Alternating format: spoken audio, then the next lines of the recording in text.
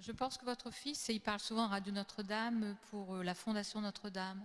Oui. C'est lui, hein, parce que je ne connais pas trop. Et comment il était étant jeune, enfant, ou je sais pas. Ça, c'est presque indiscret comme question. Non, mais est-ce qu'il avait déjà ce côté attentif aux autres ou avoir envie d'aider, ou je sais pas, quel a été son parcours particulier qui fait qu'il ait eu cette vocation? Alors écoutez, je ne veux pas trahir de secret parce que c'est sa vocation à lui, hein, donc je reste respectueuse vis-à-vis de son cheminement. Ce que je peux dire, c'est qu'effectivement, enfin, dans la famille, on a toujours, c'est un peu dans notre ADN d'accueillir. Je ne dis pas quelque chose de secret puisqu'il l'écrit dans son livre, hein, dans le dernier livre qu'il a publié sur l'accueil des migrants. Là, il faut que des voix s'élèvent. Il dit que c'est, donc je le cite, il dit que c'est dans sa famille qu'il a appris tout petit à voir qu'il y avait toujours une place pour quelqu'un qui avait besoin, un lit à prêter, à accueillir, etc. Donc je pense que c'est quelque chose qu'il a toujours eu au cœur.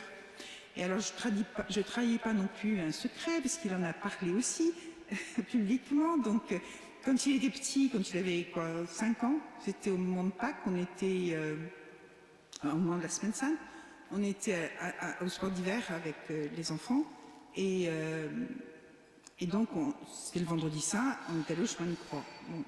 Et puis au bout d'un moment, j'ai vu qu'il pleurait. Alors je dis mais écoute, on va sortir, là ça va pas quoi. Je m'attendais pas à ce que le chemin de croix lui fasse un effet aussi épouvantable et aussi désespéré. Et alors il m'a dit non, je veux savoir jusqu'au bout. Alors on est resté et en sortant, il m'a regardé droit dans les yeux, il m'a dit maman, quand je serai grand, je serai missionnaire au pôle Nord. Je dis, missionnaire au pôle Nord? Mais pourquoi au pôle Nord? Parce qu'il y fait si froid que sûrement personne n'y est jamais allé, et il faut aussi qu'il sache que Jésus existe. Voilà. Je ne sais pas si j'ai répondu à votre question, mais...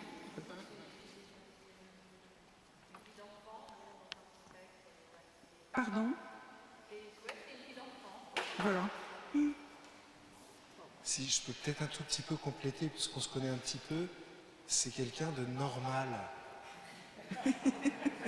Ça complètement. Je peux vous jurer qu'il est normal. Il aime les amis, il aime la fête, il aime... C'est normal. C'est pas l'Immaculée Conception. Ça, il n'y en a qu'une de toute façon. Non, mais vous voyez ce que je veux dire souvent, quand on pense aux prêtres ou aux religieuses, on se dit, mon Dieu, il est né dans le formol. Non. Oui, mais il y a quelque chose que Dieu a fait en lui.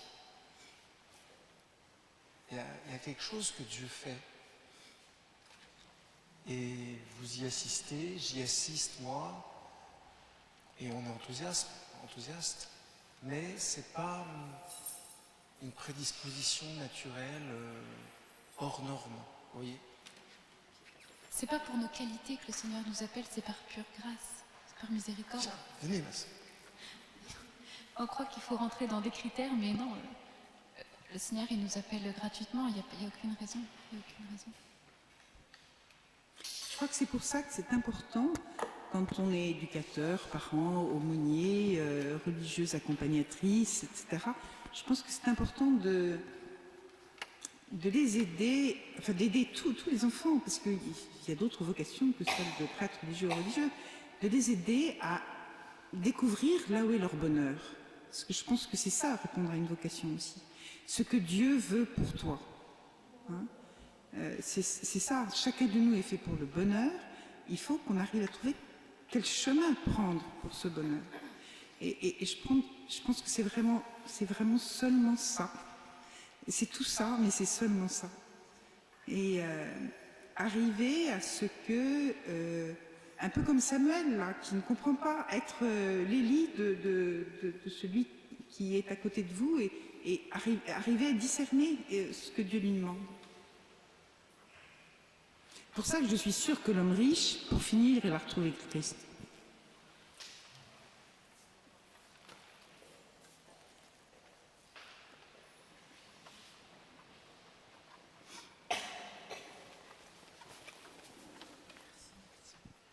Alors, moi, ma question, peut-être que ça va paraître banal, mais là, je voudrais bien savoir qu'est-ce que ça fait d'avoir un frère ou bien une sœur prêtre ou religieuse. Est-ce que ça conditionne notre façon de vivre? Mon frère est un prêtre, ma sœur est une religieuse, je ne peux pas faire ça, je ne peux pas faire ci. Ou bien est-ce qu'on arrive à avoir une vie naturelle? Ah ben, heureusement qu'on ne se pose pas d'interdits autres que ceux qui sont ceux de la vie qu'on veut vivre. Hein. D'abord, mais je ne peux pas vous répondre à ce que ça fait d'avoir un frère prêtre ou une sœur prêtre parce que je n'ai ni frère ni sœur prêtre. Mais un fils prêtre, ça, d'abord, la première chose, c'est de rendre, ça donne encore plus d'occasions de rendre grâce. En plus, je pense que, comme je le disais en introduction, vraiment, il y a beaucoup, chez beaucoup de parents, parce que je suis dans l'association des parents de prêtres religieux religieuses, et je peux vous dire qu'il y a beaucoup de parents qui ont beaucoup souffert à l'annonce de la vocation de leur enfant. Peut-être qu'ici, il y en a qui sont prêtres religieux religieuses qui pourront en témoigner, j'en sais rien.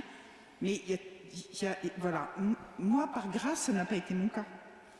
Au contraire, j'ai été très heureuse, même si ça m'a rempli, comme je le disais, d'effroi pour ce qu'il allait avoir sur son chemin. Je crois que c'est vraiment, c'est tout à fait, c'est complètement vrai ce que je disais dans mon introduction. C'est le jour de son ordination, je vous assure, physiquement, mais vraiment dans mon corps, et pas seulement dans mon cœur ou dans mon âme, dans mon corps, j'ai senti que ma famille s'élargissait à tous ceux qu'il allait accompagner. Ça vraiment, et je le ressens tous les jours, quoi. Et je les porte tous, même si évidemment je ne les connais pas, dans ma prière tous les jours. Donc je ne pense pas que ça empêche de faire ceci ou empêche de faire cela. Ça pousse à vivre encore avec plus de joie.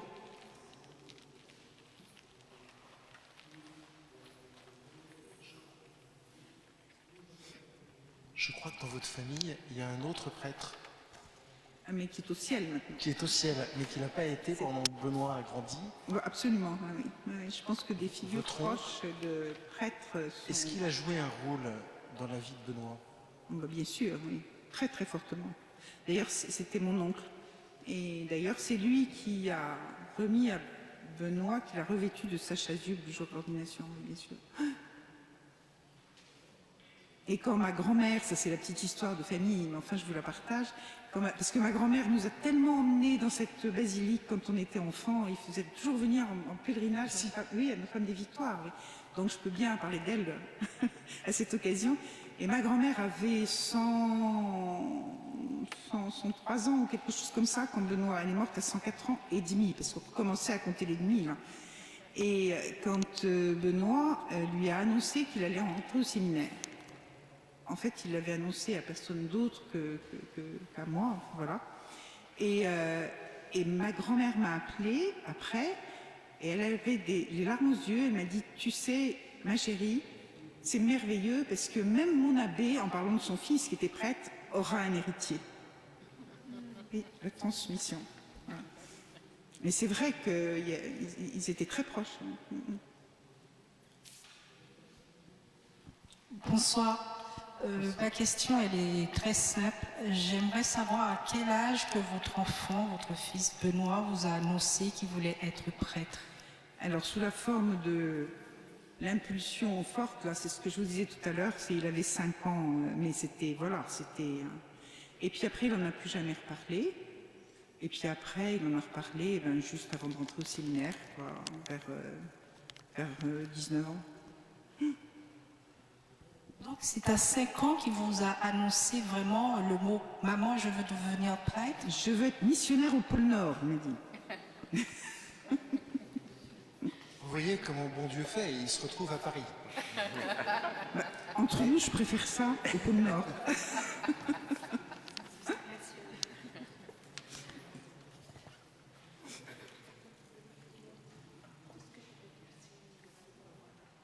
Je me souviens que dans une discussion avec Benoît, parce qu'on a fait nos études ensemble. Qui sont très copains, il faut dire.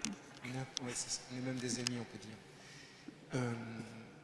Benoît était très très touché par un ami jésuite qui était au pôle Nord et qui avait une particularité que j'ai pu voir, c'est qu'il ne parlait qu'avec les yeux. Parce que vous savez, quand vous êtes au pôle Nord, vous êtes toujours couvert. Et Benoît n'arrêtait pas de me dire, mais ça me fascine, ça me fascine. Et c'est vrai que cet homme avait une façon de s'exprimer incroyable. Très peu de mots, tout dans le regard. C'était complètement inculturé. Et ce qui est extraordinaire, c'est que ce père Astruc, qui est mort maintenant, le jour de son ordination, tout à fait par hasard, était là.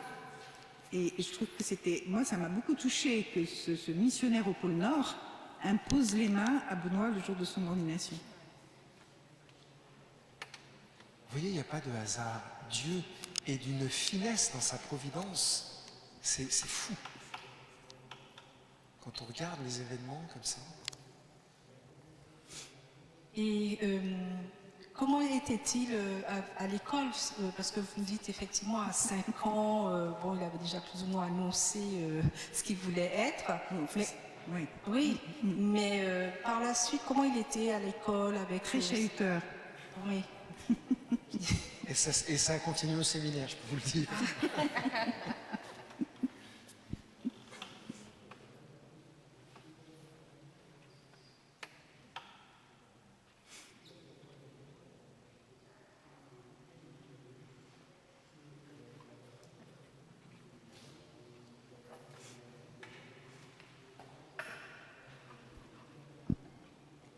Madame, s'il vous plaît, est-ce que vous pouvez nous dire quelle a été l'influence de la vocation de votre fils sur ses frères et sœurs?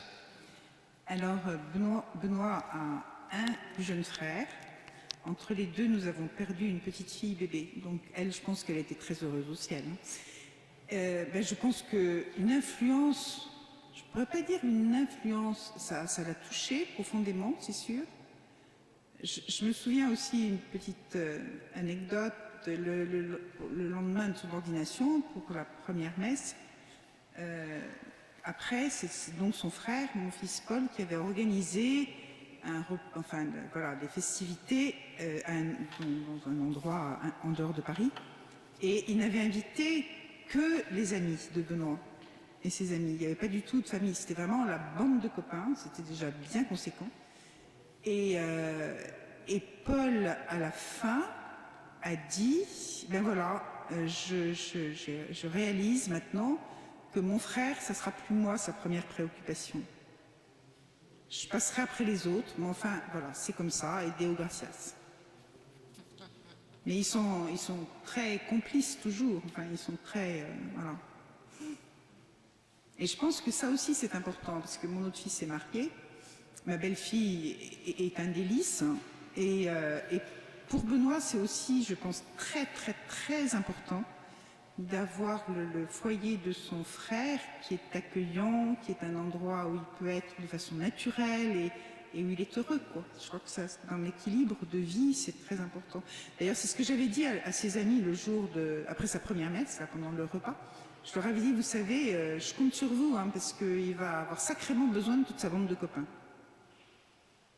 Et l'autre jour, ils étaient tous à la maison et alors l'une d'elles m'a dit, vous savez, vous nous aviez dit ça, je m'en souviens tout le temps, mais si vous saviez nous ce qu'on a besoin de lui maintenant de cette façon-là. Et pour nos enfants, ce que c'est comme cadeau de pouvoir partager des temps naturels avec un prêtre. Donc tout ça, ça fonctionne ensemble.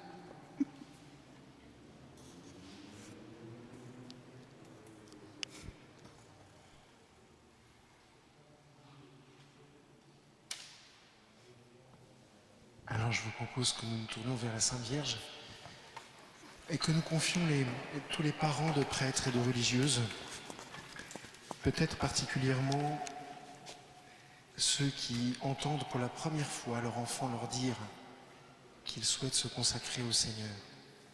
Et peut-être aussi ceux qui vont devenir parents de prêtres religieux samedi prochain.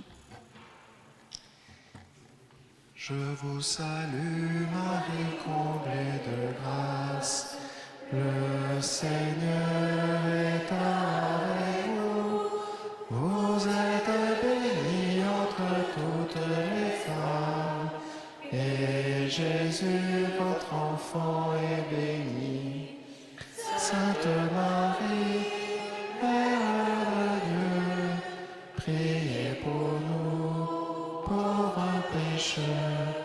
maintenant et à l'heure de la mort. Amen, Amen, Alléluia. Notre-Dame des Victoires. Merci infiniment. Merci de votre patience.